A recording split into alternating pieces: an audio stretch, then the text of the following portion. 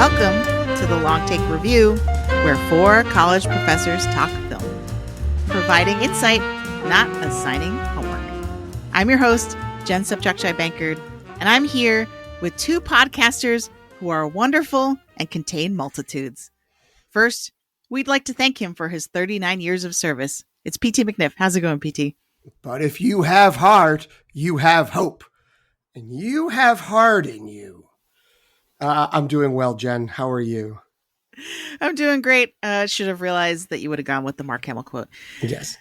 Greg's smiling somewhere as he's listening to this.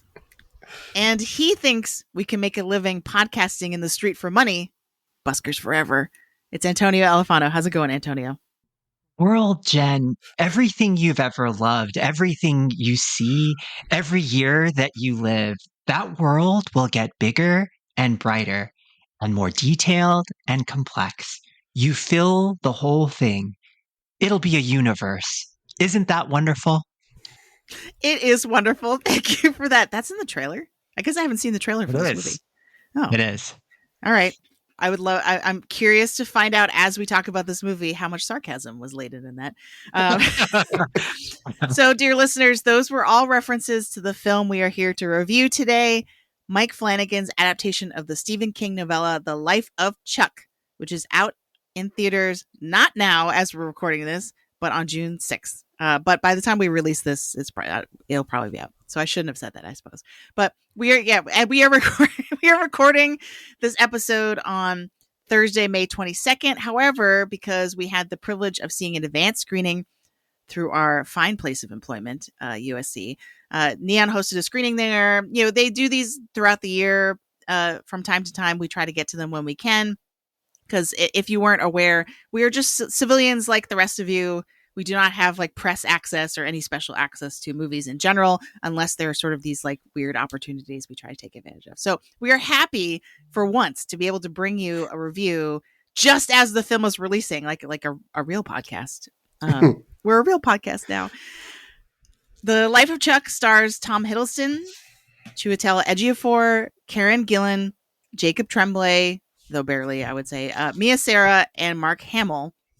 So it's a pretty stacked cast. Hiddleston and Tremblay play the titular Chuck at different stages in his life.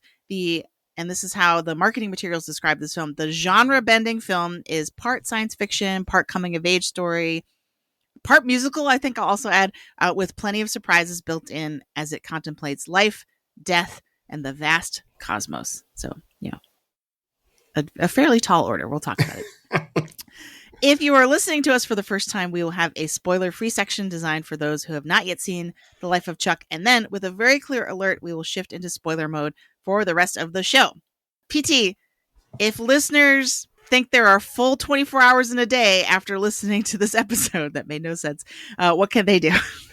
If you like our multi-minute monologues, then please follow the Long Take Review wherever you get your podcasts. We host the feed on Jen's Substack at thelongtake.substack.com, but you can also find us on Spotify, Apple Podcasts, Overcast, YouTube, and many more. Wherever you get your podcasts, you can find us. You can also follow us on social media. We are on Instagram, Threads, and Blue Sky at The Long Take Review.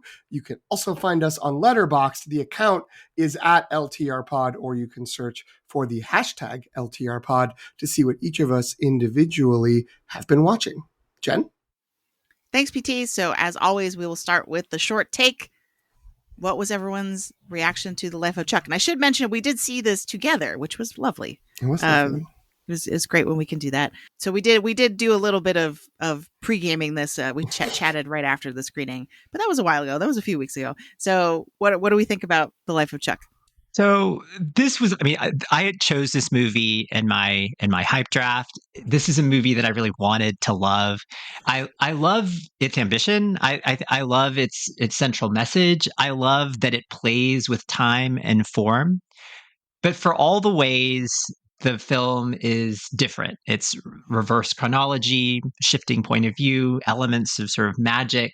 There's I found a sameness in some of the writing from scene to scene. PT already mentioned a sort of abundance of weighty monologues that kind of slow the pace, and that only sort of lets the movie breathe in these very buoyant dance sequences.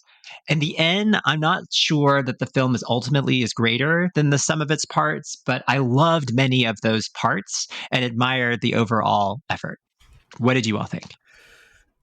I agree with what you are saying there, which is I don't know if it hangs together as a complete piece, but so many of these little moments, these little flashes, work really well. And I think that Mike Flanagan, who is the writer and director here, uh, has carved out a niche for this kind of storytelling, and he's carved out a little cottage industry adapting Stephen King stories that people are like, oh, you can't adapt this. This isn't going to make sense as a movie. And I think that he does a great job of uh, recreating the experience of reading a Stephen King story for all the positives and all the negatives. So yeah, I think that's probably my short take is that I don't know if it fully comes together, but it's certainly an interesting experience that's not like most movies that you're going to see. So that's nice. Jen? I actually think I was, from what I remember, the highest on this movie out of the three of us. I think we went around and said, "Oh, what would your letterbox score be?" And I went 4, which was higher than both of you. I really enjoyed this as I was watching it, and there's like sort of like Antonio said, there are a lot of like moments that are pretty dazzling. There's a lot of dance sequences. It for me, if anyone has listened to our Oppenheimer episode, you know that I'm a sucker for quantum physics and and anything related to that. And so there's a lot of kind of like, sort of scientific discourse about life in the universe and the meaning of life and stuff that I thought was very interesting. But at the end of the day, like when we finished the movie, I just wasn't quite sure if it was if it actually had ideas or if it was just gesturing towards ideas, if that makes sense. Like the sort of, Mm-hmm. and so that's why I'm excited to kind of dig into it with both of you today to see, like, is there really something this film is trying to say, or is it just kind of like, you know what I mean? Because sometimes when we read student papers, sometimes there's like moments where they're like writing something as if, this is profound, right? Like I'm making a really profound point here. And then you're like, well, let's stop and think about what you just said. Are you really making a profound point? And so that was kind of the question that was just hanging over me as we finished this movie. But in the moment, I was really enjoying it. All right. So considering our kind of like mixed to positive reactions to this, what do we think about the recommendation algorithm in which we establish the audience of a film? To whom are we recommending this? This is a tough one for me because this feels like the kind of movie where there's a certain number of people who are going to fall in love with it and be like, this movie is incredible. This spoke to me. Everything you were saying about are these ideas profound? Their answer is yes. And they're going to be swooning for it. And I don't think that's like wrong or like they've like they're doing something incorrectly if this just like resonates and connects with you. But I can't figure out what the prediction is for who those people are going to be. I think you could take 100 people in any group and it would just be like some random distribution of people will be into it. So with the acknowledgement that some people might absolutely love it and a number of other people would find it absolutely insufferable and be like, no, even the positives you guys find are I hated this. So I think it's sort of in that pocket. I will say, if you have liked other Mike Flanagan projects, which again, in terms of movies, he's previously adapted Stephen King with Gerald's Game and with Dr. Sleep, and he's done a couple of his own Oculus and one of the Ouija movies that I think he just did on his own, and they just slapped a brand on it. And then he's also done a bunch of Netflix series, House on Haunted Hill, House on Bly Manor, Fall of the House of Usher, and Midnight Mass, and maybe a couple of others. So, if you like any of those, I think this has the elements of that. It doesn't necessarily have like, extreme, like it's not very like a horror movie, but it does have a lot of like similar suspense, thriller, dread elements kind of folded in to what's happening there. And I think that might be missed in the advertising of it. So I will say Mike Flanagan, people who like non-straight horror Stephen King, who, whether that's readers or adaptations of it. But I don't know, Antonio, what do you think? I agree, PT. It's difficult to pin this to particular films because it mixes. I think that in terms of its messaging, there's something about sort of like the preciousness of life that will resonate with people who like things in that vein. But most things that are in that vein are very different in terms of sort of like their execution. I think of things like Tuesdays with Morrie, which is I didn't love as a book or as a TV show, but something in that vein, right? In terms of like the sentimentality and the but at the same time, there's the playing with form and the filmmaking, which is more interesting, original, and sort of electric in its execution. That does not normally intersect with that kind of genre, with that kind of messaging. So, while I was watching, I thought of another film that I didn't really like. I like this one more, but like The Tree of Life, which played with time and which played with form and which had a lot of sort of abstract discussions like speckled throughout, like sort of philosophical discussions. And so it is akin to that. But I think that film was genuinely like puzzling for through from its first frame to its last, and this one less so. So I think it's more accessible in terms of its messaging, but I think that its ultimate aims in terms of what it was trying to ultimately do, like Tree of Life versus this one, I think were was reaching maybe higher and a higher register. And so it is really difficult. I did recommend it to like some people when I was talking about the film, but using the same sort of terms that like PT was using, and that like this is interesting. I'm not sure it's ultimately like super successful, but I think it's like worth a conversation about its execution, and it's not like it's not, it's the opposite of like a waste of your time. Yeah, I think that's right. And the big thing that I would tell people in advance of seeing this movie is the tone is very earnest and sincere. Mm. I think if you're being less generous, it's kind of overly sentimental and just like schmaltzy, a little like for me at least, it went just to the edge of that and then stopped before it kind of crossed over to like, ugh, I'm rolling my eyes at this. Right? It kind of tried to hit that sweet spot where it's like making you feel something, but not making you roll your eyes at it. So I would say that's the biggest thing is if you by nature are more cynical and have a low tolerance for films that are sort of like, isn't life so precious, right? Like, or let's contemplate life in a very profound and cosmic way. Like, I think that's, if you know yourself well enough to know that you will be annoyed by that, then don't go see this movie. But I think everyone else is probably, it's worth a shot. And I think that the biggest thing in this movie's favor, if I'm thinking about kind of more mainstream audiences or kind of a broader audience, is how it confronts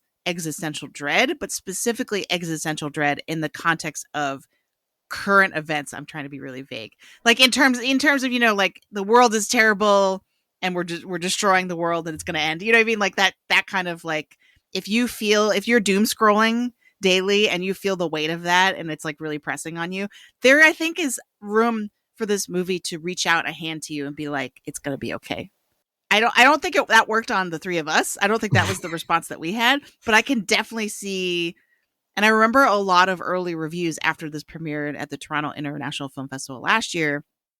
All the critics were like, the glowing reviews were sort of about that, being like, this is so comforting in a time where we're all like concerned about the world falling apart, and that there's something, the word life affirming was most frequently used. Life affirming, comforting, inspiring, like that kind, like those kinds of adjectives, I think kept getting used. And I think for me, at least, that kind of skewed my expectations of the movie, because there actually is quite a bit of, as PT mentioned, like quite a bit of like creepy darkness in this, like lurking under the surface.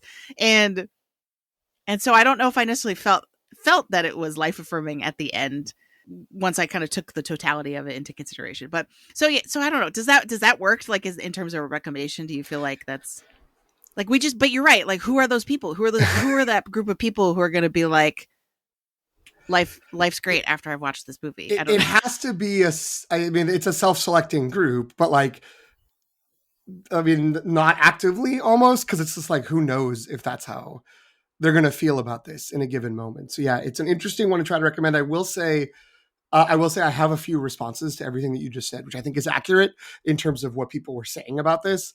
But I'm with you in terms of not agreeing, but that's going to have to wait for spoiler mode yeah. momentarily. But I will say that I think from rewatching the trailers, because that's the only place Antonio and I could go to get quotes, from rewatching the trailers, I'm like, they're going to sell, it looks like they're trying to sell this movie as a, not necessarily happy-go-lucky, but like this sort of happy, uplifting story with Tom Hiddleston dancing and some stuff about space and some stuff about math. And like, isn't that going to be interesting to think about, like, you know, the totality of life, and like, combine that with that initial wave of, I felt like buoyed by this coming from the film festival. I think there's going to be a lot of people who go and watch this movie and are like, what the hell did I sign up for? Like, how did this happen?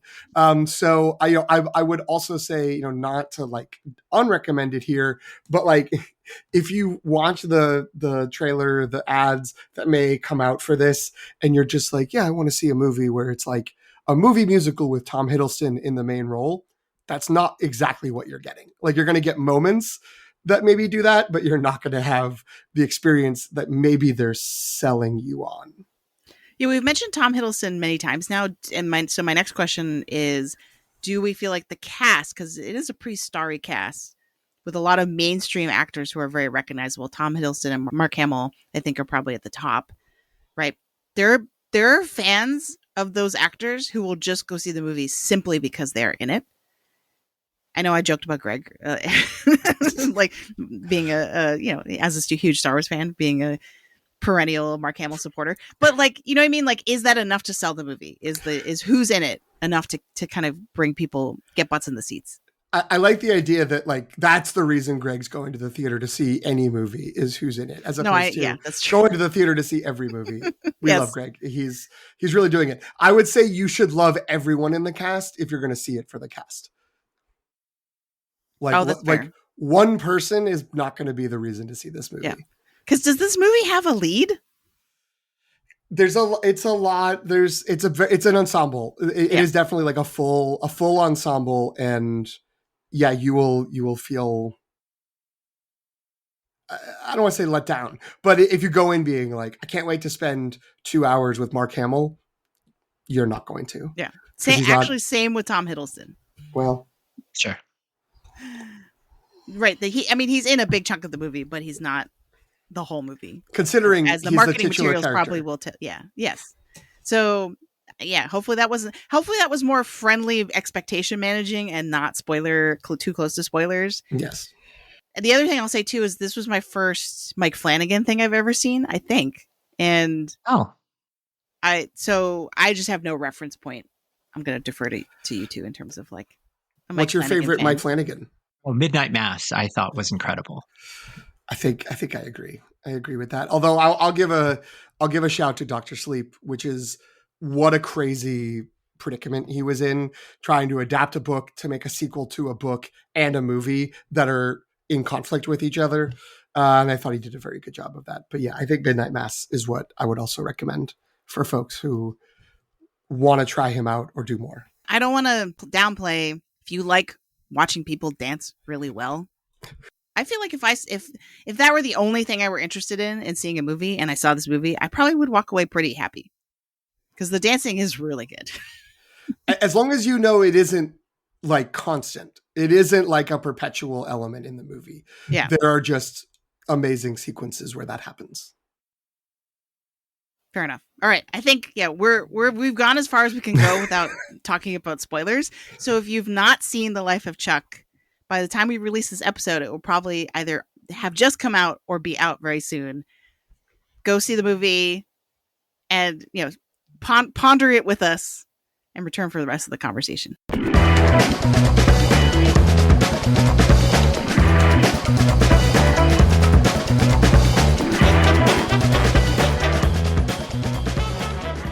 All right. So anytime we're not like 5 stars, can't recommend this enough, right? As long as we're being a little bit critical, because I know we're going to get into that. I want to start with something positive. So what we mentioned like highlights, like things that we really like, moments we really liked. So what were those? What were your favorite? Did you have a favorite performance, a favorite scene, favorite moment? Start with the favorite performance. Benjamin Pajek as young Chuck, I think is absolutely winning. We mentioned that Tom Hiddleston isn't really in the first third, just like there's a picture of him, but no lines. And so I think Benjamin Pajek actually has more lines than Tom Hiddleston. So his version of Chuck has more dialogue. He's just really great. I think that he captures the there's the most growth in the character from his section, which is the first act, which also is the last act presented in the film. It's called Act One. But he was really great. I thought he was really terrific and moving, and did a lot to create the resonance that I really felt in the film. I would have happily watched a more traditional coming of age movie just with him at the center of it. You know what I mean? Like he was that good. He was very good. Yeah. Yeah. It is one of those things where it's like, there's for the people who have ventured here but have not seen the movie, again, like full spoiler warning, if you didn't listen to the music that just happened, but it's 3 acts reversed chronologically. The first act is entirely in Chuck's head, except for like a couple of shots that are him in a hospital bed dying. The second has Tom Hiddleston, and then the first is flashbacks, and there's 3 different actors who play Chuck, and the bulk of it is Benjamin Pajak, who is the one who's middle school, I think it's fair to say, right? Like that's the right age. And yeah, he is excellent. And I think, all due respect, loving Tom Hiddleston, I think that he's the Chuck I was most interested in. He was the Chuck I thought was the most winning. And I am at heart a very simple Star Wars nerd who also liked to have Mark Hamill in this movie, and he's the one who got to have the most interesting interactions with Mark Hamill, who's playing his grandfather, who's my like support person for like my second choice for favorite performances. I did really like Mark Hamill. He's kind of doing his latter day Mark Hamill thing. Like he's the wise old mentor type. But I thought that he was doing it well and was deployed successfully. And that was great to see. In terms of favorite sequence, despite being like, there's not actually that much dancing. It's not something that you should feel like roped into, the central like second part of the movie having this really long extended dance sequence like works great. And it is wonderful, and is something where it's like describing it of like, it's pretty long. It's like 4 or 5 minutes of like just like Tom Hiddleston and then Tom Hiddleston and someone else dancing in front of a drummer. That sounds a little bit like, oh, that's a lot. Like, I don't know if we needed that much, but it's great. And I had a great time watching that, and so I think that does stand out. I understand why that's all the posters, all the trailers are centered around that as a moment. So that probably would have really been my pick, is the extended dance sequence. But I actually also really loved in the third, though we're calling it first act, at the end of the movie, when we finally meet the grandmother, and the way that they shoot Tom Hiddleston in the middle part, right before he starts dancing, when he does the 2-finger in the air thing, the way that they shoot that, and then the way that they shoot the grandmother doing it in the flashback, I was just like, this is amazing. Like, it was just so satisfying to and was really striking that kind of sentimental tone in a way that really worked for me in that moment, where you're like, oh, because it did so much showing without telling, in terms of how you instantly knew how much this figure in his life meant to him and had so much impact and influence on him. And so I really love that. I like all the stuff with the grandparents. I think I actually like the most. I think while we were watching the movie, the cupola was like, what is the deal with this thing? And then by the end I was like, oh, okay, like I get it. Like, like it was more exciting when I didn't know more about it than at the end, maybe. But yeah. So the final 10 minutes or final 10 pages of a Stephen King story having a disappointing reveal about what this big mystery was, shocking. Can't imagine it ever happened. I guess maybe, like, I'm not really that big of a Stephen King person either, so maybe I should have said that recommendation algorithm. So, like, yeah, I just had no reference point for what this movie was trying to be or supposed to be, which made it interesting for sure. While I was watching it, I was like, yeah, oh.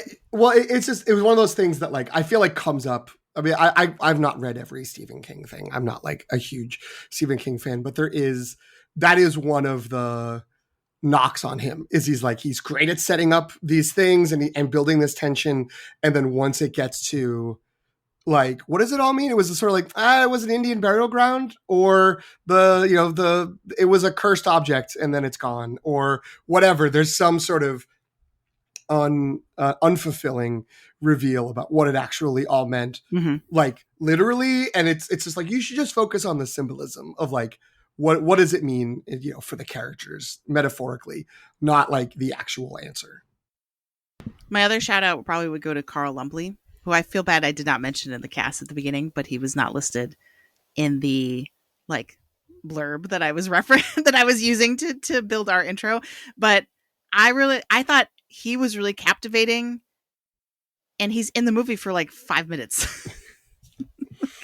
Just walking along and talking about being a undertaker and knowing about how many minutes there are in a day and how the rotation of the earth and all that sort of stuff.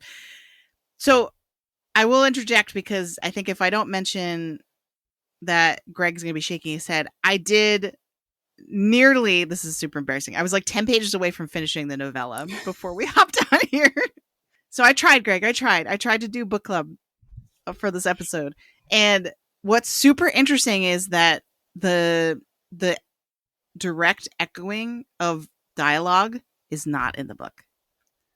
So, like, we get a scene. Otherwise, the plot is basically identical to what we see in the movie. But the scene, for example, with the Carl Lumbly character is in the book as it happens. Like, he's walking with the Chiwetel Ejiofor character. Like, they're walking together on the street and he's talking. And he does have a little monologue about how many hours are there in a day? Actually, no. What does that mean for the rotation of the earth? All that's in there, but the exact dialogue that gets echoed in different places about, like, the cosmic calendar is not in there. Interesting. So I found that's a Mike Flanagan choice of, like, which is one of the things that maybe I should just ask about this now. Do you think that worked? Like, or why was it that we had to kind of echo the exact same lines through multiple characters across the movie? I mean, I see the thinking behind it, because it's like, these are these little tidbits throughout the course of this man's life that, like, stuck with him. And, like, that's part of life, is like, you have a memorable interaction that maybe even, like, consciously you don't think back on, but somewhere in your mind it's, like, really sticking, and that's relevant. And I think that's a way to make that clearer in, what is a visual storytelling. I think, I assume, I didn't read the book, sorry, Greg. I assume that reading it, like, some of those parallels can come through without the actual repetition of dialogue. It can just be more sort of tone and concept and hints, maybe lighter hints. I did end up feeling like it was corny, or like I was a little bit like, okay, I get it. Like, I'm fine. And you know, like the that moment you were mentioning very positively, Jen, of like, oh, he's doing the finger, like he waves his fingers in the air, like that. Basically, the second part where he's just like, I just started dancing and I don't really know why. It's like answered very neatly in the third part. It's just like, oh, it's because your grandmother, like you used to dance with your grandmother and you watched her and you wanted to do that again. Like it felt a little bit too much, just sort of like, here you go. Like don't worry, don't think about it too much. Like it was this one-to-one connection, which I feel like it felt a little bit like a trap that Mike Flanagan created for himself because he's been so used to working across like 7 to 10 hours of a season of television and doing some things where it's like in episode 8, I'm going to do something that echoed something in episode 1. And it feels like, oh, wow. Like, yeah, that was a while ago. Like, I don't like that's got this resonance because it's bringing something back. But when it's been like 15 or 20 minutes, it's just kind of like, yeah, okay. Like, I get it. I know. So like, I think the intention makes sense. I think that like on paper, it's good. And again, some people loved it. Some people really reacted to it when it came out in the festivals. So, far be it from me to take away their joy. But like for me, I was a little bit like, oh, sure. All right. Like it all seemed a little too obvious to me. I agree. I think that the the finger in the air, like the gesture in the air, is one thing. But I feel like the actual echoing of lines, especially because like with certain of these lines, I was like, I didn't love that the first time I heard it.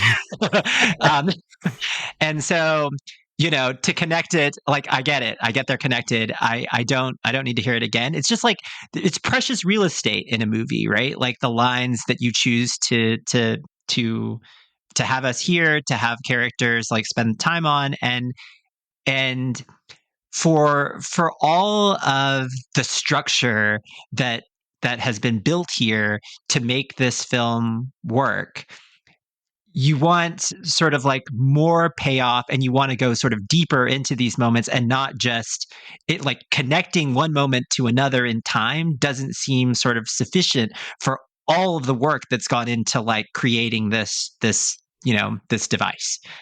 Yeah, it feels like the goal in doing that was more to create an uncanny feeling for the viewer, to kind of go with the idea of like, oh, like this guy Chuck is mysteriously showing up everywhere at the beginning of the movie. What is the deal with him? Like, what's going on with this? And I feel like that it's that similar feeling of like it's supposed to kind of feel like a rule breaking of the narrative, and therefore like a spooky thing. That's sort of the impression that I got, as opposed to like, I feel like if the goal were more, and this very well could have been, I guess, but like if the primary goal of doing that were to actually say something about the universe and its vastness, and there's almost kind of like a inevitability, like, because I think the line that gets repeated the most throughout the movie is, it's the waiting that's the hard part, meaning the waiting for the end, right? Both the end of life and the end of the universe. And I feel like that idea of we are a speck, humanity is a speck in the grander universe, and like us coming and going means nothing in the grander scheme, and like the cosmic calendar is going to keep marching on and we can't do anything about that. That felt like if that were the goal, is to say something about that and respond to that notion, then I think I would have preferred characters sort of talking about different aspects of like how many hours are there really in a day, the earth rotating in one scene, but then talking about Carl Sagan in another scene, and the calendar metaphor, right, that we get of like, if the life and death of the universe were a calendar year, like where would we be at any given moment? I would have liked more variety, as opposed to like, oh, we're just going to repeat the exact same lines about the same thing over and over again. Yeah. Because then it would have been like, oh, everyone's thinking about the same thing, but it's not this like uncanny thing of they're saying it exactly in the same way, I guess, if that makes sense. Yeah. It also, it feels like, so there's that element, like there's that like cosmic existential crisis and thought. but separate from that, or maybe like step one of it is we have this first section where we're like, what is going on? Like, what's happening? It's like the end of the world. And then, it feels like there's a shorter Stephen King short story that is just about all of that. And then the end is a reveal of this is just like one man's mind shutting down. Like, this is what happens when someone dies. And it's like, oh, okay, that's interesting. But then it's like, well, we're going to continue forward and we're going to see more of his life. And then it's like, starts to become clear, oh, we're going to see some of the pieces that got translated in his dying mind to these scenes, these images that we had in the first part.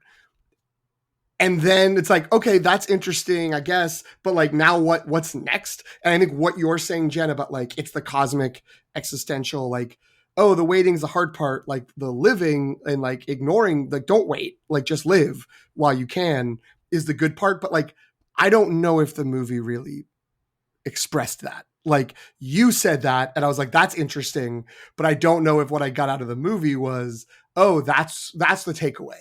The takeaway is you shouldn't, like, not that you shouldn't think about it, but like, if you just sit around worrying about that, like, that's bad. And then you're going to waste the time, the precious little amount of time that you have. I can see that, but that feels like, considering how much of the movie is very explicit about telling you what to think about and making these connections very kind of clear and direct, that then it's like, what about that like last step? And it feels like the cupola was supposed to be that last step of like, once you figured out, oh, I see how the later parts of this movie are going to connect back to the first part. It's like, oh, but there's another mystery for you. There's another thing to consider. And I don't know if that, again, that felt very like interesting idea by Stephen King. Don't know if he really had the like the full, like, what happens when you finally open that door and we, the audience, see what's behind it. It's not gonna, that part wasn't that fulfilling. I think that's partly because it's exactly what the grandfather says it's going to be, right? Because and this is something I didn't pick up on right away, I think, but he actually explicitly says, like, oh, I can see everybody's death before it happens. Like, that's what he's trying to, in the moment he's like drunk and not particularly lucid, and he's like kind of act like without even though he's not supposed to talk about it, he starts talking about it to Chuck, right? A young Chuck. And Chuck's like, what? Like, what's going on? Right. And the grandmother's, oh, he just drinks too much, right? Like, they try to kind of to like downplay what he's saying, but he explains everything in that it's just kind of like mumbled, right? Where he's just like, well, first there was this kid and then he died. And like, I knew every time. And it's just the waiting is the hard part, because when you know how you're going to die and when you're going to die.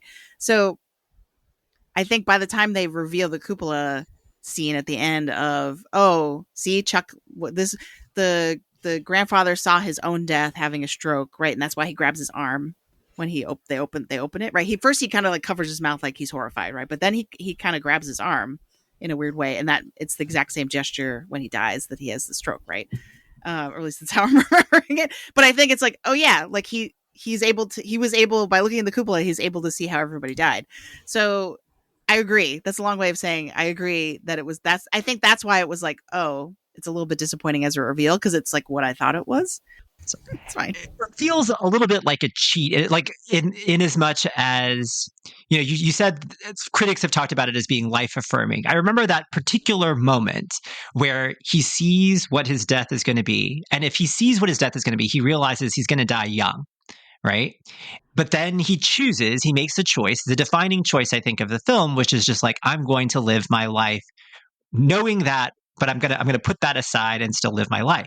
All right, fine. Right. Like, that in and of itself is a perfectly like great conclusion, interesting, like, philosophy, way of handling like the knowledge of death. Right. Like, everyone knows they're going to die. How you grapple with that knowledge, whether it's through religion, philosophy, whatever. Right. Like, that defines a lot about like what the structure of your life is going to look like. And so like that takeaway, fine. But I think that this is where the structure feels a little bit like a cheat in as much as you get to end with that sort of like ending note from the past. But we know what happens later, right? We know that he chooses accounting and that like, right? It was an accountant, right? Yes. And that the moment, the thrilling moment that all of us, I think, agree was sort of like the highlight of the film and the highlight of sort of the joy of the film wasn't presented as like this is a representation of his life, but an idiosyncratic moment where he was coming outside of like what his day-to-day life had been. So it's hard to resolve these pieces into a sort of coherent whole, because if his conclusion as a young person was like, I know how I'm going to die, but I'm going to live my life, but somehow like, you know, middle age has like beaten him down into like a version of himself that he probably couldn't have imagined, or like that seems so different from like the very vital young boy that we see in that first slash last act, then there's something that's happened here, right? There's something about the life of Chuck that has, you know, that has sort of altered his perspective in some way. And like that's not an unusual thing to happen, but but because I guess those were there are these sort of like gaps in his life that we are meant to sort of fill in. And I think that maybe one of the primary frustrations for me in watching this was that there's an opportunity in the real estate of this film to fill in those gaps and to make something more sort of the life of Chuck. But because you get instead these just sort of like echoes, like these same things sort of like repeated from time period to time period, that seems like a missed opportunity to like really delve into a life. Like the ultimate conclusion, again, beginning of the film about like, yes, we're a speck in the ultimate sort of like scheme of the universe, but like my life matters, and if to no other person than to me, then like, right, like to the point where my death is the death of everything, and I am, and at the end of this, I am God, and I will tear it all down. If I'm going, I'm taking everything with me, right? Like there is something that's like really interesting and vital about that. Um, but if the only moment in which that ownership sort of happens with Chuck happens in death and with impending death, then I feel like and the only real representation we have him at the sort of most alive is a dance sequence, right? That does get echoed, I guess, like that we see the roots of what that means. It's just like I get all of those pieces and they're all sort of interesting, but how to piece them together into something that feels like worth all of the movement through time and the movement through narrative is really difficult. So I don't know. What do you all think? It seems like it's just pointing to a paradox and then being like, Mm. it's a paradox because I feel like the sorry, I didn't mean to say that so flippantly. That's But okay. I think that because I like what you're talking about in terms of reconciling.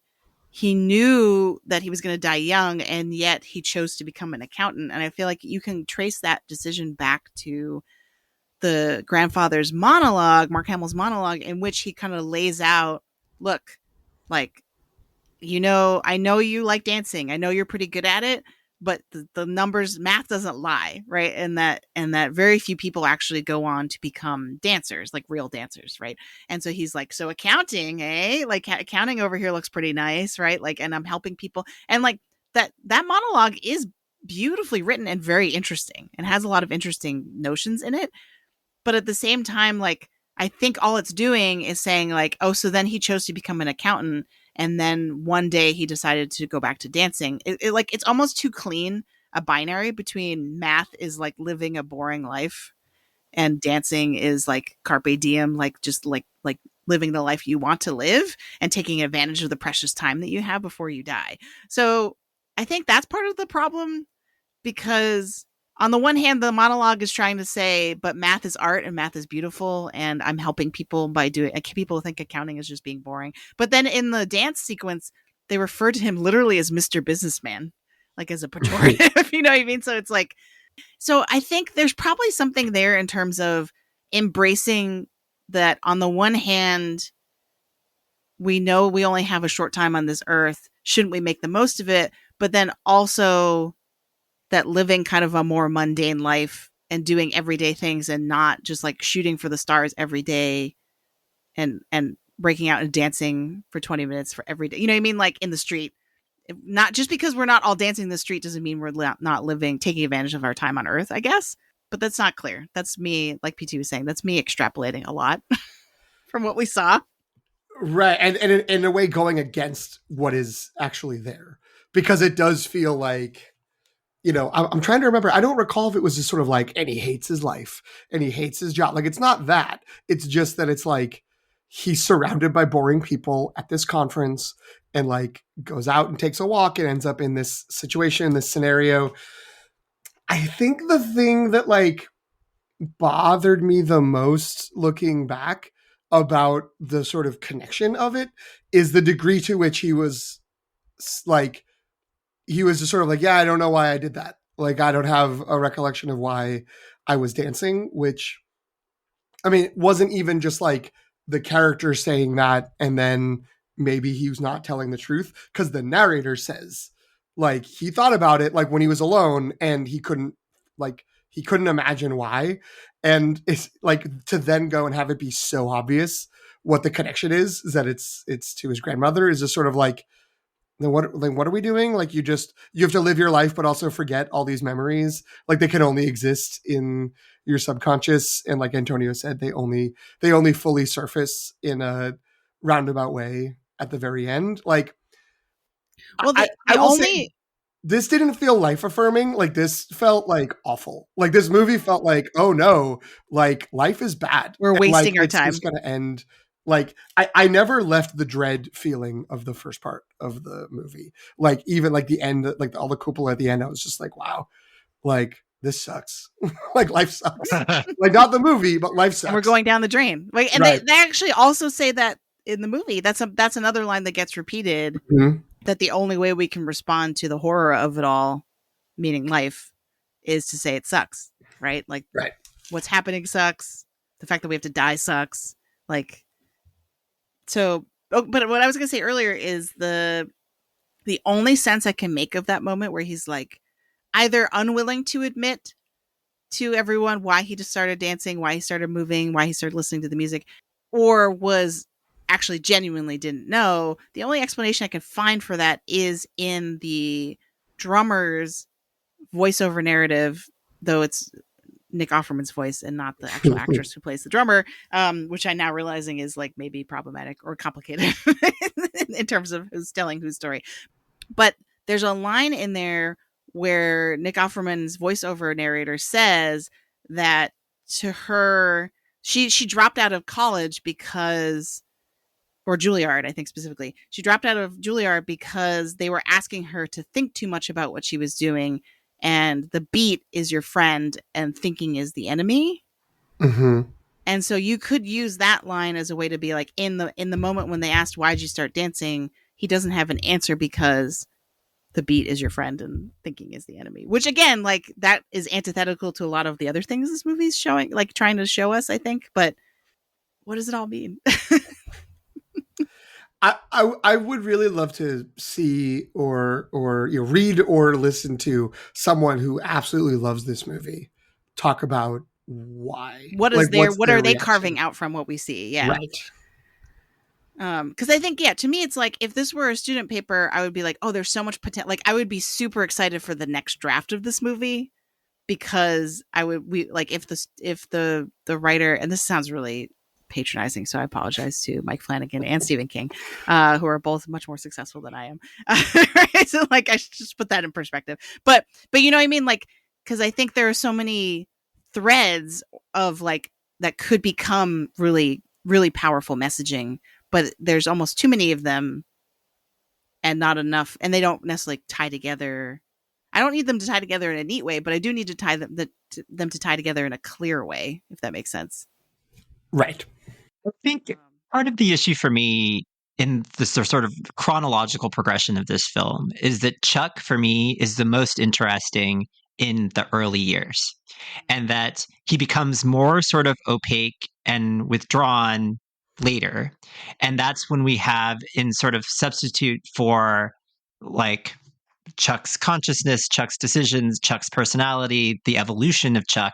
We have instead all of these sort of like, you know, the apocalyptic things happening in the first act, a dance sequence that gets explained in terms of like what its roots are in the second act. You know, like I think there's a lot made of like why Chuck, right? At the beginning, like what is the big deal about Chuck? Chuck is an ordinary man. Um, I don't think that I think that I find Chuck less compelling because he is ordinary. That's not my takeaway. Because I think there's plenty of examples of like ordinary characters who are fascinating. And that's just a matter of sort of like curating the right moments and choosing to show what you're choosing to show. And I'll examples like I thought of like Michelle Austin's character in Hard Truths, Charles Melton's character in May December. These are like ordinary people who have ordinary lives, not necessarily like extraordinary abilities or whatever, but there's something in the way that they process the world or see the world or something about them that feels both familiar but also like really interesting and unique. And so, you know, I think that what was ultimately curated about Chuck was just this sort of like the dance storyline, and it's all sort of like synthesized through this choice that he makes about like life from the perspective of sort of his grandfather of Albee, who gives him this sort of like choice between like art and commerce kind of.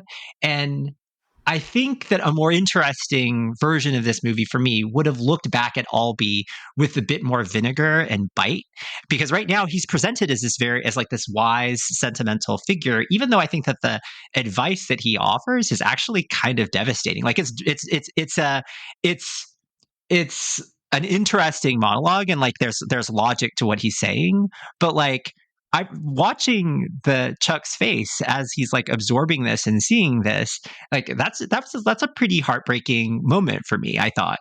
And so I think that again, I think that the gaps in terms of like how Chuck, I think it's easy enough to just sort of say, well, Albee said this, and now this is what he chose, and that is what it is. But there's so much more about a human being than just sort of like the cause and effect of like what one person, even an influential person, tells you.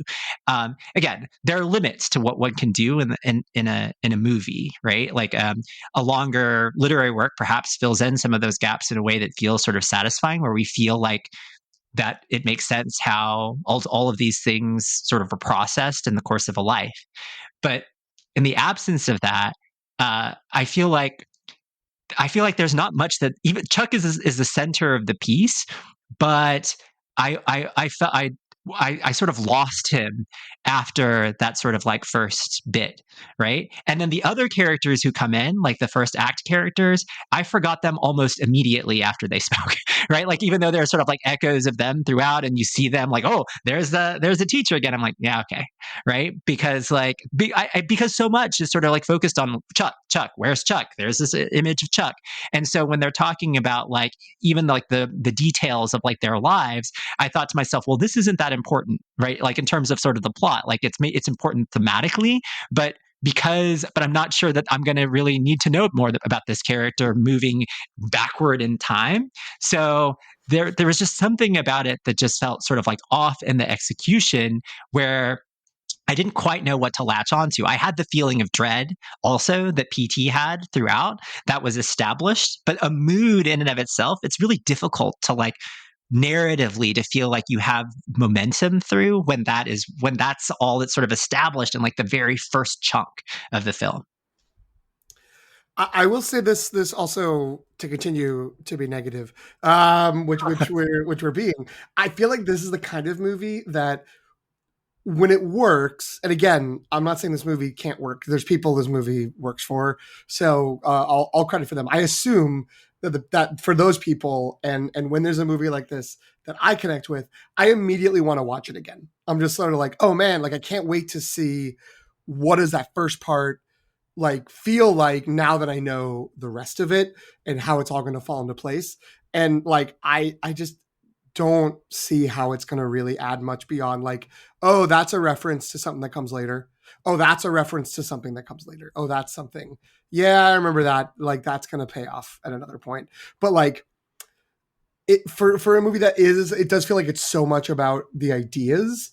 It doesn't seem like the ideas really grow over like be because of the connection so much as it's just kind of like signposts of and little like, you know, moments that, you know, some work, some don't. And yeah, like it feels like ultimately that's when I was like, I guess maybe this wasn't as successful as I would want it to be, because I don't have that, like, I don't really have a strong desire to watch it again, and I don't feel like it would be like a deeper experience because I've seen the whole piece and then I go back. It'll just be sort of like, oh yeah, all those things in the bulletin board, I know what those reference now, or that thing happening in the background is connected to something someone says later. Like, okay, interesting, but like not extra resonant. Yeah, in particular, it seemed to make the camera made a big deal out of showing the two teachers, right? Because Chiwetel Ejiofor, which I forget, I think it is his name's Marty in the book, but I don't remember if that's his name in the It is Marty. movie. It is Marty. Okay, great. I just couldn't remember. I felt bad. But Marty in the beginning of the movie, or Act 3, when the world is ending, Marty is the one teaching Walt Whitman in the classroom. But in the flashback, and I'm not going to remember her name either, but in the flashback, Chuck's teacher at the time when he's younger, he's a student in that classroom, the same thing's written on the board behind her, right? The same, and I think they're reading the same Walt Whitman poem, even maybe, like, you know what I mean? Like it's the same lesson, but the other teacher's like in the next classroom down, teaching something else, probably math, like, Yeah. you know what I mean? Like, so the movie seemed to make the camera work, the way the camera panned and stopped, seemed to make a big deal out of that, right? Is that just a part of the general inevitability of the story in terms of like we all maybe wait, hold on. I think this whole time I should have been playing Thesis, please. because I think for the past like 25 minutes we've just been trying to figure out what the thesis of this movie is, and we haven't made that much progress. It sounds like, but you know what I mean. Like that's supposed to mean something. What does it mean? Like, is it? Do you mean in the when we're seeing his actual childhood, the reveal that Marty is or Chiwetel He's still a Ejiofor teacher is a at that teacher who's there? school, but he's not I feel teaching like the same class. I feel like it was just sort of like, yeah, that's a guy he saw, and that's why he was in Everything's all connected, right? Because like, because it was Karen, when Karen Gillan also Marty and worked Fell there. are married. Yeah, Yeah, they're still married. Yeah, right. Like a bunch of They're the both people, at the dance. Yeah, a bunch of the people from the first part of the movie, again, Act 3, work at the school, and apparently, like in Solo, a Star Wars story, everything important about Han Solo happened in this one week. Everything important that happened in Chuck's memory was around this one dance. But And so, the what's written on the board behind them is the same. but that to me, just, you mean in the first part and the last part, right? I mean, that just feels like he's conflating a memory of a lesson Oh, with like a different teacher being there. Or Mike Flanagan is saying his wife wasn't memorable to Chuck because that's his wife, the actress who's the actual teacher, Miss Richards, who gives the like everything. Well, Antonio's yeah, opening you contain multitudes. You Yeah, contain multitudes. She gives that speech, which apparently like resonates in the fact that like when he's dying, like there's a whole universe, the whole universe is dying inside of him, and it's this accumulation of his life experiences and memories for like all of these pieces, except for her, who said that the person who said that to him wasn't memorable. She doesn't make it because she's got to be saved for that one scene. So I guess again, maybe I'm growing more negative as we keep talking about it. It doesn't feel like there's something profound there beyond like twist, like that guy that you remember from the first part is also here. Maybe that was his teacher next year, and he remembers being in that guy's class, but he remembers a lesson from the woman's class instead, and it's all a jumble. It's all a little stew that comes out at the end. it also feels like we interpreted what we're seeing a little differently because you're kind of using the framework of everything we see is from Chuck's memories, which is not what I interpreted as we were watching the movie in real time. Interesting. Well, okay, I want to say something off of this monologue, the teacher's monologue that I read earlier and that PT just referenced, I think this relates a little bit to my read of the thesis. So, like, when you're a kid, and perhaps this is why I found that section of it to be the easiest to sort of the easiest, the most accessible for me. Everything is momentous because you're experiencing so many firsts. And because the world is the smallest it will ever be, you, as a result, feel big. So Chuck's teacher tells him, quite rightly, that the world gets bigger and more complex when you get older. And she says this is a sort of positive thing, right? Which fine, right? Like an easy thing to agree with, because it's true, it's exciting. But the result is that you yourself, because as the world gets bigger and more complex, you yourself feel proportionally smaller and smaller. So to the point where it's no longer like socially acceptable after a certain point for you to act as if you are the center of the world. What I think is actually interesting about the movie and the way that the movie moves us and has us think about time and ourselves is that it points to sort of the adult tendency to overcorrect the mistakes and misconceptions of our youth. So yes, no individual, of course, is like the center of the universe, but we also aren't nothing. And it's okay to experience the disasters of our individual lives as disasters, even if they're just that to us. The movie, I think, like invites us to feel untempered by the expectations of others. Like there's the old saying about sort of like dance like no one's watching, obviously on the nose applies, but they also scream and cry like no one's watching, because the judgment of others is less important than you honoring and owning the life that you get.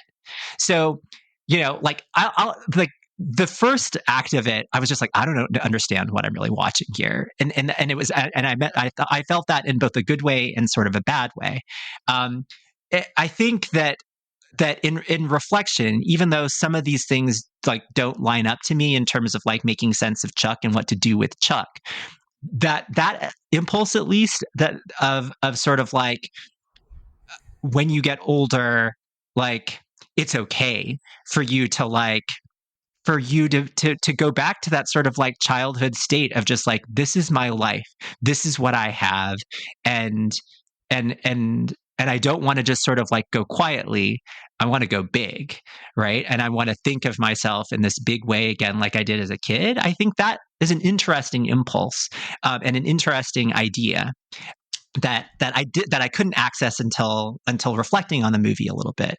Again, like in the moment as I was watching, wasn't quite sure what to do with it. I'm not sure if that's even like the way I'm supposed to be reading it, but it's the way that I sort of like that's the way that I synthesize these parts. I like that, and that's interesting, and it is also a slightly different view of that. Maybe we each have a different view of that first part, because I didn't necessarily think of it as like, oh, this is him recentering himself as the god of the world, so much as it's him literalizing that idea of like, you contain multitudes, like everything you experience and grow, and like every loss that you have lives on in your memory because you exist.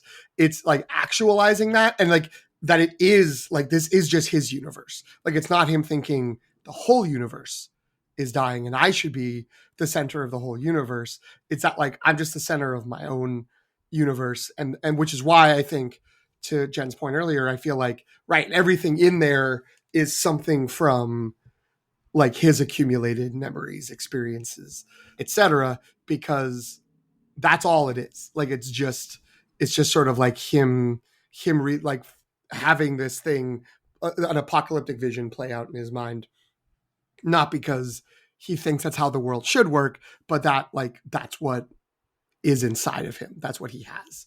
And we all have that. Like everyone has it. Which is interesting, but like also kind of just like, okay.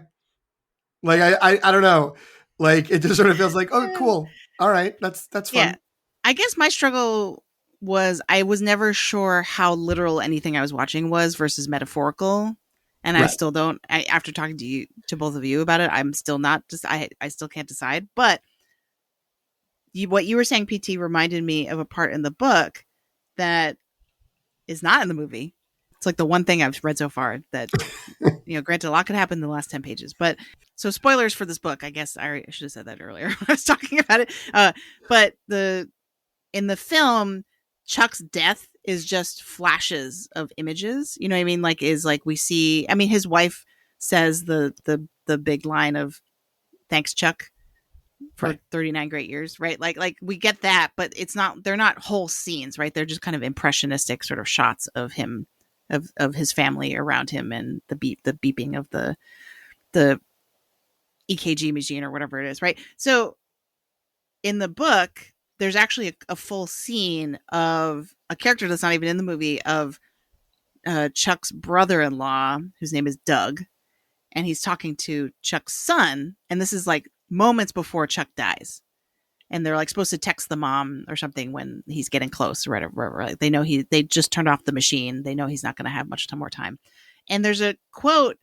There's something that Doug, this uncle, says, who incidentally or conveniently is probably what I should say, is a professor of philosophy. Mm-hmm. He's at Ithaca College's Department of Philosophy and Religion, right? So he's qualified to be commenting on life and death, according to this book, right? But what he says to the son, Chuck's son, is the human brain is finite, no more than a sponge of tissue inside a cage of bone, but the mind within the brain is infinite. Its storage capacity is colossal. Its imaginative reach beyond our ability to comprehend. I think when a man or woman dies, a whole world falls to ruin. The world that person knew and believed in. Think of that, kiddo. Billions of people on Earth, and each one of those billions with a world inside. The Earth their minds have conceived. So I feel like that's our answer.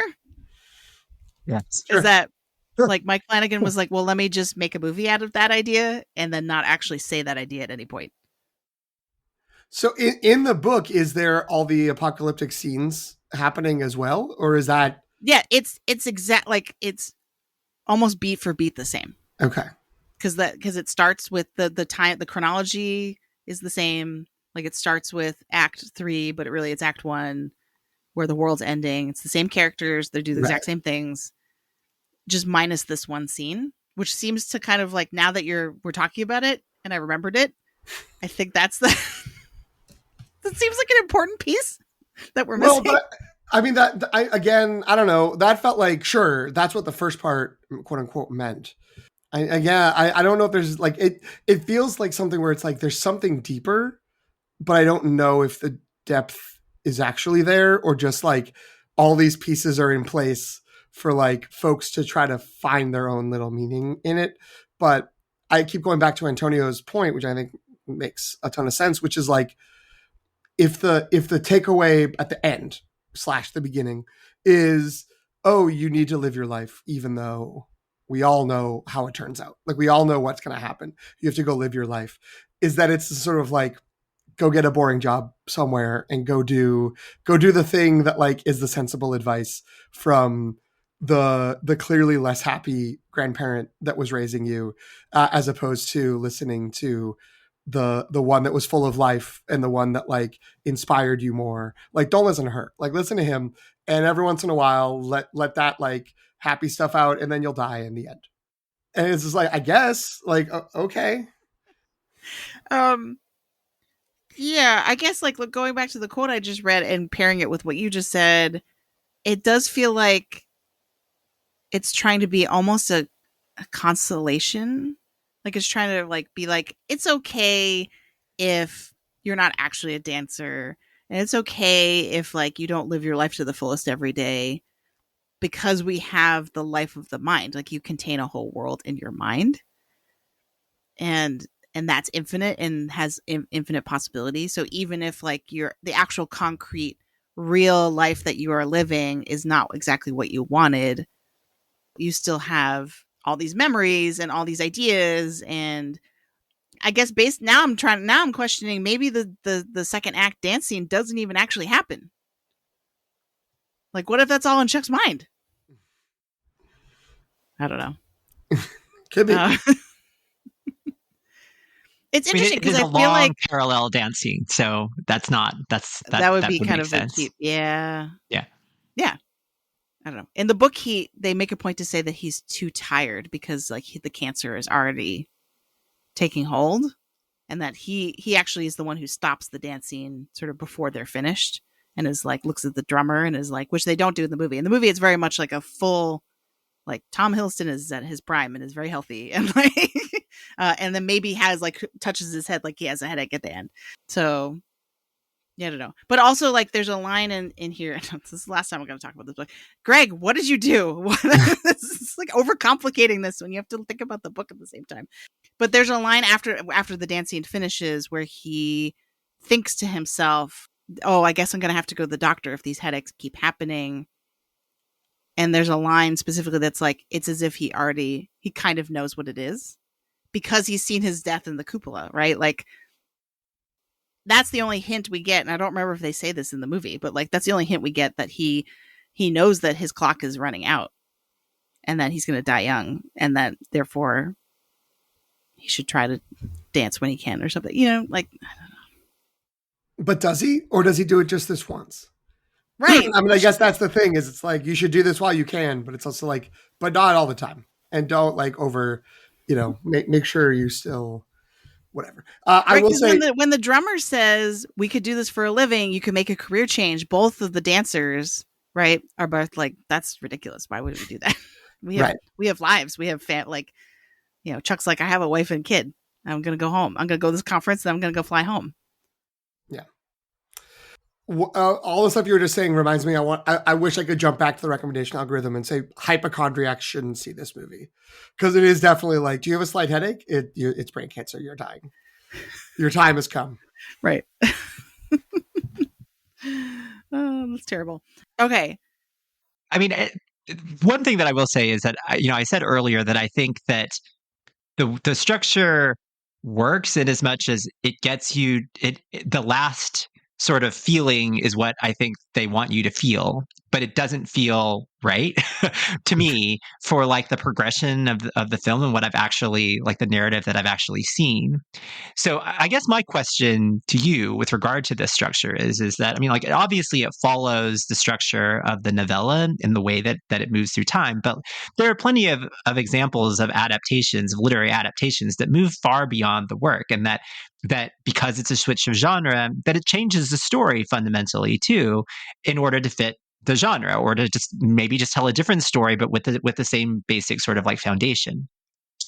I thought about this for a bit, about like what this story would have been or could have been if it had been told in a chronological structure. Now, generally speaking, we think of chronological structure as a sort of the more traditional structure, and when you're moving things around, it makes things a little bit more interesting. But I think that at least looking at it from the standpoint of like Chuck, if Chuck is the center and that is the sort of maker of meaning and of the universe here, I think that if told in a linear fashion, then my guess is that there would have been more sort of like about his life filled in Act 2 in particular, and then that the progression in Act 3, while we don't have the surprise of sort of like realizing, oh, it was basically all in his head, like we presumably kind of know that at the end, or we just get the sense as to like Chuck has changed into this sort of like powerful being who's now controlling this, whatever, or however you want to read it. But I feel like that could have been interesting too, right? It would have been different. I think it would have changed, certainly the last sort of takeaway message of the film. And it ends on a downbeat, right? Like it ends, but to me, it still was like, I'm with PT in that, like, the dread never went away for the movie, and like that like nice sort of like grace note at the end didn't erase that feeling for me that I'd had throughout. But I don't know. What do you think that there was at least another version of this that Mike Flanagan at least like flirted with that could have also been interesting, and how different of a movie do you think that would have been? Well, I don't think there's a version Mike Flanagan flirted with, because one of his things is he adapts Stephen King stories the way they're written. Like he likes the Stephen King structures and narratives, and he likes to sort of weave in his interests, and that's, again, for better or for worse, that's why they are good partners. And he's a good adapter of it, in contrast to like I mean, the most famous example, Stanley Kubrick in The Shining, who's like, this is trash, but I can do something with this. And they hated each other forever about it. So no, I don't think he would have wanted to change it. I do think there is a possibility. I don't think you can just flip it though, because the whole point, not the whole point, but like a key, like the hook of that first part is it's the end of the world, but there's this weird presence of the billboards, the ads, the TV, the radio ads, the TV commercials about this guy. Like, what is that? And that feels very much to me, having read Stephen King's book about writing, having listened to interviews with him, he comes up with that sort of hook of what he thinks is interesting and a premise. And then he writes from there of like, well, what happened? What does that mean? So like, I think if we got to, that would have to be gone. Like that goes away because there's no mystery if we've been following him the whole sense. So I think like, Mike Flanagan, if you want me to pitch a different version of this movie to you, your Toronto Film Festival Audience Award winning movie, that's that's very successful for you. It would be to have the chronology of Chuck and the apocalyptic story happening simultaneously, like going between the two of them, and weaving it. So then the end of the movie is the end of part 1 and part 3. And yeah, like, I mean, that version probably eliminates the dance in the second part, or it becomes the culmination is the high school dance, or I forget if it's high school or middle school, whatever that school dance is that he attends and dances with the girl. That's like, yeah, I think it would have to be something like that would be the only other version where it's like, what's happening and how is this interrelated? But I don't know if that could sustain for the whole movie. Like I think the reverse act structure is inherent to any of these pieces making sense. It would have to be like pulled apart in almost a totally different story to run it. Like I don't know. Cause I think that like, you have to not be able to clock like, oh, this is stuff we already know. This is stuff from his mind. It would have to feel like for a while we're watching this little kid's story as he grows up, like blissfully unaware of how the world's ending around him. And then only later realizing, oh no, that's in the past. That's his youth. And the present is just in that character's mind. But even saying that is like, that's so weird and complicated. I don't know if that would make any sense. Yeah, I think the placement of the now infamous, because we've talked about it so many times, teacher's monologue about you contain multitudes. I think that's the critical thing, because I think the way it's placed right now is kind of in the mix. It's like in the middle of everything. And so it's not necessarily like, this is what this all means, right? Whereas I think if what you're describing, I think at the very least, if we had her speech about and like she's holding his temples, right? And is like, you contain, everything is in here, you contain multitudes. If we had that, and maybe that's why they didn't include the other scene I mentioned from the book, because it's like kind of doing the same thing, I guess. But if that had been kind of the climactic moment, and then all of a sudden, oh, now we understand that everything we've been watching until this point has been his world, his mind, his universe that he's created collapsing because he's dying. Mm-hmm. And not because I think the way it's structured right now, I was more distracted by, oh, okay, so there's a real apocalypse happening, right? Like the world is actually literally ending.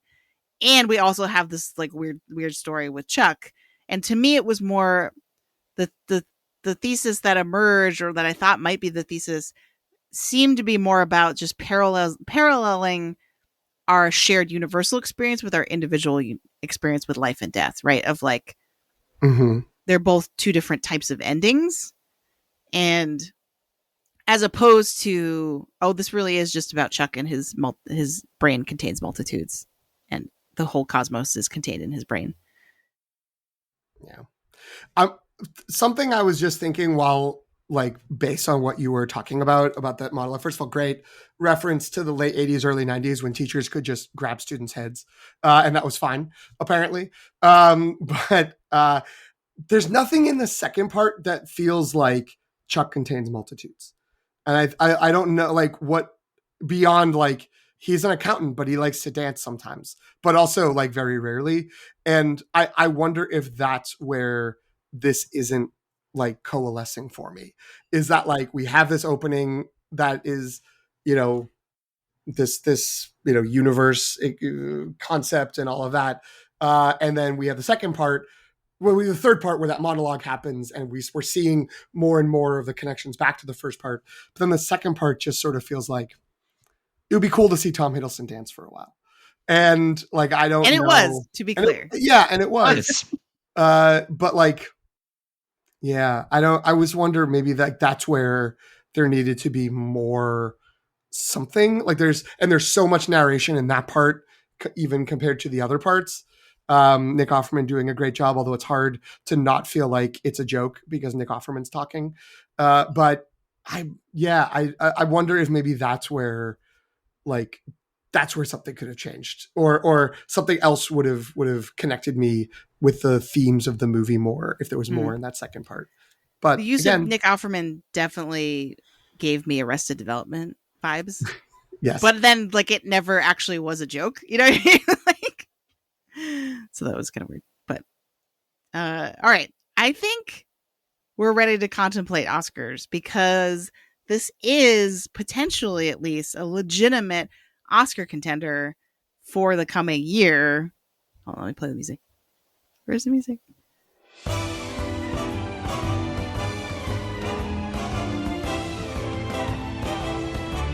So the reason that I say this is a legitimate Oscar contender, despite us criticizing it for the past hour and talking about picking it apart and talking about all the ways in which it might not work, but I think that this did win the Audience Award at TIFF. And for those of you who are, you know, not as plugged into the precursors leading, like the awards leading up to the Oscars, the TIFF Audience Award has a very, very, very strong history of either films that win this audience award getting nominated, and in many cases winning Best Picture. So just to give a quick, and the funny thing about me putting this list together was I was like, oh, well, I'll just keep going until they no longer line up. And then I would have been doing it forever. You know what I mean? Like I had to just cut myself off at a certain point, be like, oh wait, okay.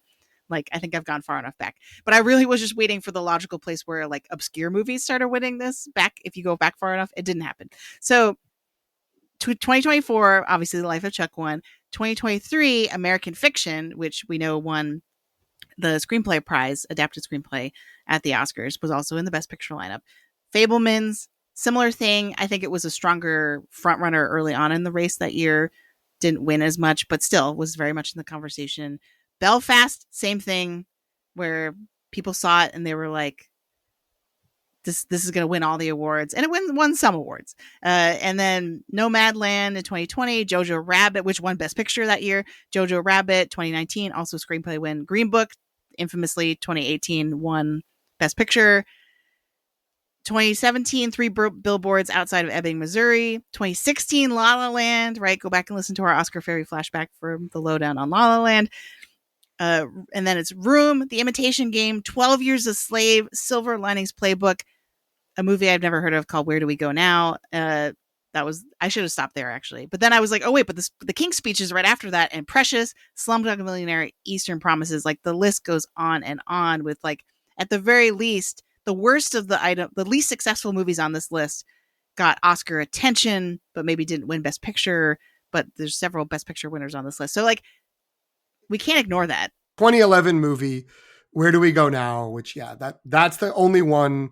That's the last time there was a movie that didn't get into the Best Picture conversation. So, yeah, I mean, it's been a long time. Well, almost a decade and a half.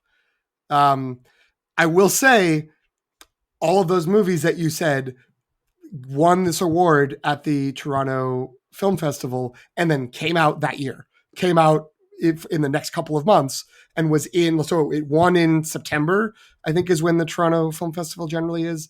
August, September, and then was in the awards conversation the following spring, the next February, the next March. Again, I don't know about Where Do We Go Now. When someone else talks, I'll look that up. But this is the first time in that run from 2012 to 2023 that there's a movie that got held back. Like, this movie was purchased out of Toronto, and then they were like, we're going to wait and release it in the summer. So it's coming out in June. I don't know if that changes things. I don't know if like is it partly the quality of the choices being made by the people, the audience in the Toronto Film Festival, or is it the momentum in the narrative that is created? And I don't know if Life of Chuck will maintain that, especially when there's inevitably going to be another Toronto People's Choice Award winner coming out in the fall. Is it like, well, we got to have both of those movies in, or has it lost some of that because it's been held back? So you're saying they squandered their momentum by holding this movie? Maybe, or we don't know. What I'm saying is we don't know. Like, I think you're right. We need to think about this. Like, we have a data set that shows there's a very strong correlation. Math doesn't lie. Math doesn't lie. But we only have a set of one of movies that came out a year later. That came out in the race, not the immediately following race, but a year later. So, we don't really have the sample size to be able to predict. And I don't know, I don't know if this is such like for sure 100% winner. Again, that's the reflection of our lukewarm reaction to it. That like, looking at some of these movies, it's sort of like, yeah, if American Fiction or Fabelmans or even Belfast and Nomadland, if all those waited a year, I feel like those still would have been in the conversation because of the quality of the movie and the kind of stories they're telling and how that connects to Academy voters. This feels like a weird one. This feels like, I don't know, like, is this something that is going to be so widely loved and embraced that people are like, yes. And is Mike Flanagan that guy who's just sort of like, yes, like, we need to make sure we get him in the discussion when, like, again, his last movie was the sequel to The Shining. Like, that's not really like a pedigree of he's on the trajectory to a Best Director nomination and like, six or more film nominations. So I don't know. What do you think, Antonio? With Life of Chuck was sold at the Toronto Film Festival. I thought that it had some trouble finding a distributor after and that's part of the reason for the delay. Well, regardless, even if it was sold out, and I think that part of the difficulty was determining how to market the movie because it is such an unusual film, and so yeah. Sorry to interject, but Neon had acquired the North American rights by the end of that month, so it had premiered at September 6th, and that this is Wikipedia talking. And then on September 26th, Neon announced that they had the rights for it. But it was like 10 days after the festival ended. So that memory you have is maybe that like this movie won and then it was like, but we don't know. Right. We don't know when it's coming out. I think that's what it was. That it didn't have a distributor at the time that it announced its win, whereas often it gets sold like these things can get sold like right away, like upon first sight, whatever. I think that it will be interesting to see the box office for this because it is. I think that it's being advertised. This is sort of like like heart tugging, like life affirming thing, and I think that's not exactly what the experience of it is. Certainly, upon the first act, I was like, I don't know what's going on. I don't feel like I thought I was going to be feeling during this movie. And but again, I was intrigued, but I feel like the three of us are more likely to be intrigued by that first act than an audience that is expecting something more along the lines of like a heartwarming coming of agey or coming of middle agey kind of like story. Right. So I think that if the box office, if it does great in the box office, then great. And this healthy track record can continue on. it wouldn't shock me if this fell off the conversation altogether, though. Now you're making me think, what if they had opened the movie with Act 2 with the dancing? Hmm. And it's like, and then the whole movie is explaining why, that answering that question that PT's frustrated he doesn't answer, of why did you dance? And then the rest of the movie is like trying to explain. I don't know. Okay, go ahead, PT. Well, I mean, that's an interesting approach. I'd be curious to see how that turns out. I'm looking at what the movie, the Where Do We Go Now, which again is the last time there was a movie that won this award, the People's Choice Award at Toronto, and didn't really go anywhere. And it's an international film.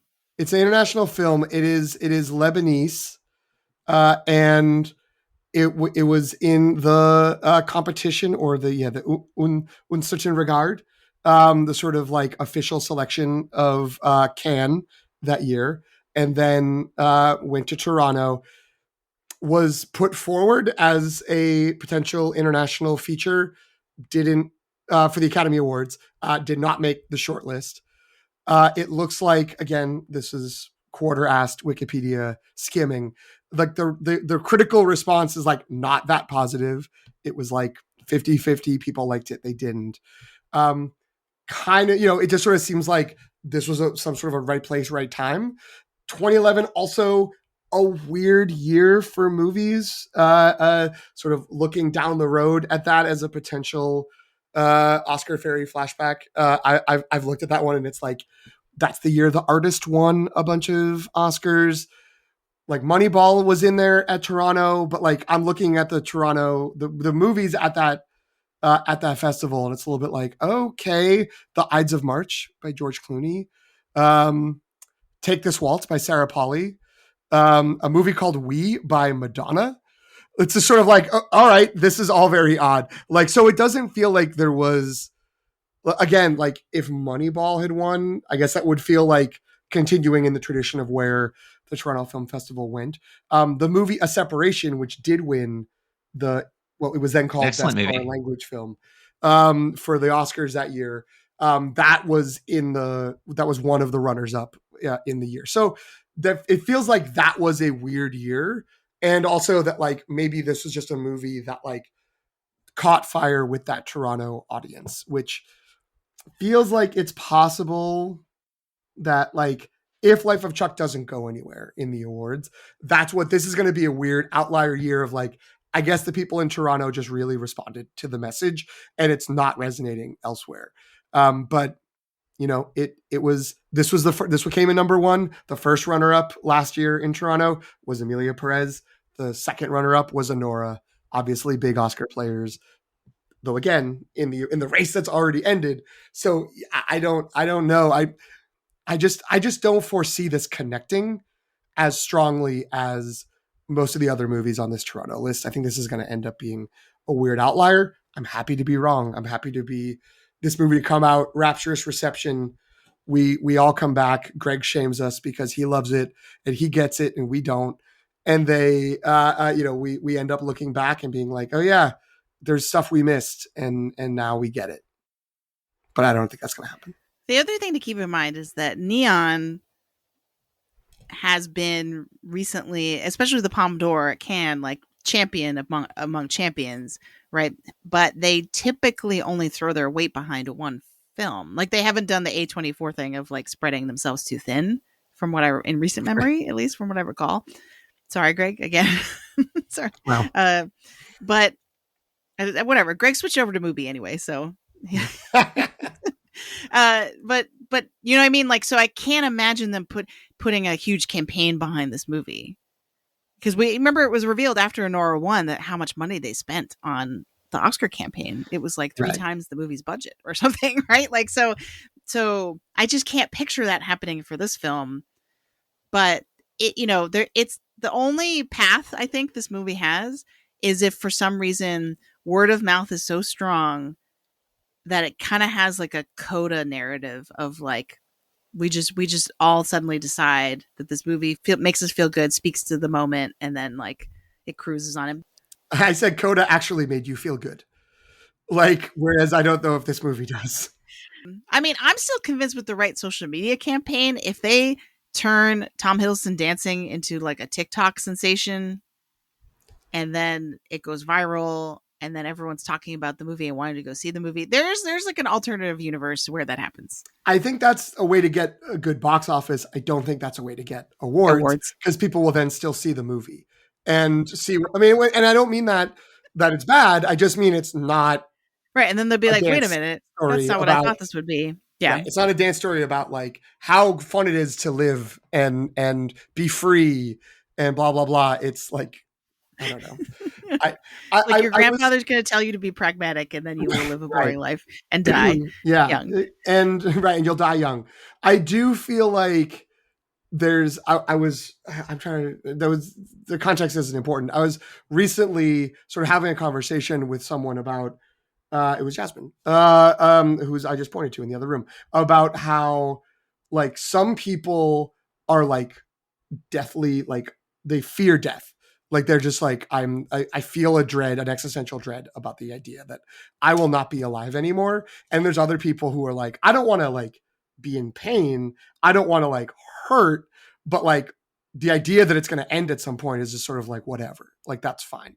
And so I wonder if this is more of an uplifting story for the latter group of people who are just kind of like, like whatever, it all wraps up at some point. And like, but while you're doing it, like, look at all these things you're accumulating, as opposed to I'm more in the first camp of just sort of like, oh my God, like how awful to like, wouldn't you want more at the end, like when the time comes. So then just being like pretty consistently reminded throughout the course of this movie or by the structure of this movie. How nihilistic sort of like, are you? Right. Or something we like, should have. Yeah. We should have brought that up in recommendation algorithm. So yeah, but I think you're right. The dancing memes might get it some real traction, but I'd be very curious what the translation will be from people who like the memes to people who go see the movie and are like, yes, I embrace the full narrative that I'm presented with, and how many of those people end up voting in the Academy. Thanks, Chuck. All right. And in terms of performances, like you said, I don't think anyone can be nominated in lead acting, like actor or actress. Like that was the bad news we had to give Greg over text message after we saw this. We were like, Mark Hamill's not getting an Oscar nomination. Sorry. Well, but that's because like it's both that no one's in the lead and no one is prominent enough as a supporting, except maybe Tom Hiddleston, to be nominated in supporting. But like, he barely speaks. He does. He's present though. Unless he speaks with his feet. Right. Best supporting feet. Best supporting rhythm. Okay. I'd say that's sufficient. So we're not ruling out an Oscar run for this movie, but we're also not super optimistic about it. Yeah. That's right. Again, I hope people explain why they love it. That's the thing is I really like. I enjoyed this movie in its parts when it came to the whole, as I said in my short take. I'm not and now I'm doubling down on that after our conversation. I was really hoping our conversation would like enlighten me, and then I'd be like, oh, it all makes sense. It makes less sense now that I've talked to you two about it. So happy to help. So yes, if you are listening to us and like mad at us now because we have been very critical of this movie and have a lot of questions about it, help us. Like, we want your help. So if you really love this movie, it really spoke to you, you came out of the theater feeling like life was great, let us know why. We really want to know. That said, Antonio, I'm still glad we got to talk about this movie. The conversation was fun, even if we think we're all going to die. Where can folks find you? And I think there's only one place. Find me on Letterboxd at Alefano, AELEFANO.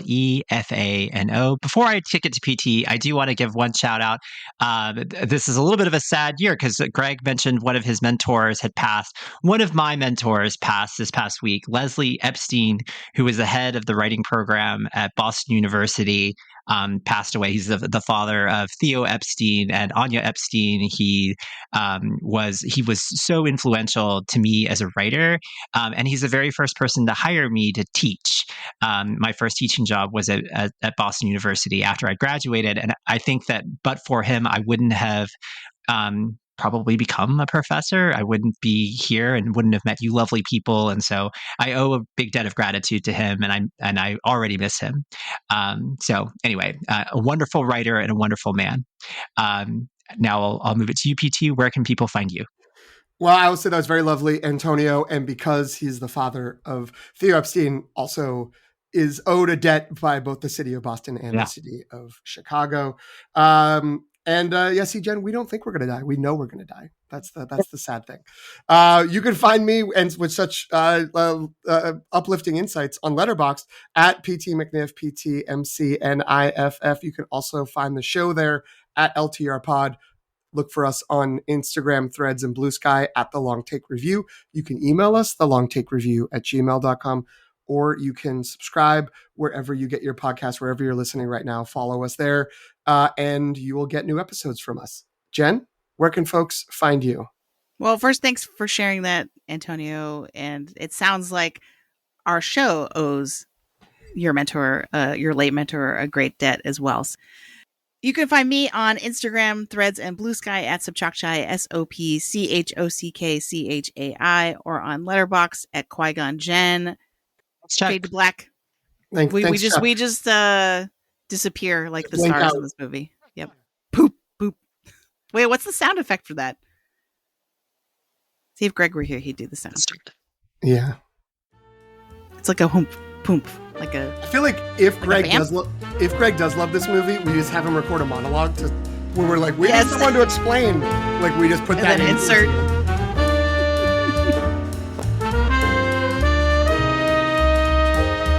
Thanks for listening. You can follow The Long Take Review on Substack at thelongtake.substack.com. Subscribe for free, and you'll be the first to know when a new episode drops. You'll also receive written reviews of new films with Oscar buzz, as well as any new installments of prop franchises like Star Wars and Marvel.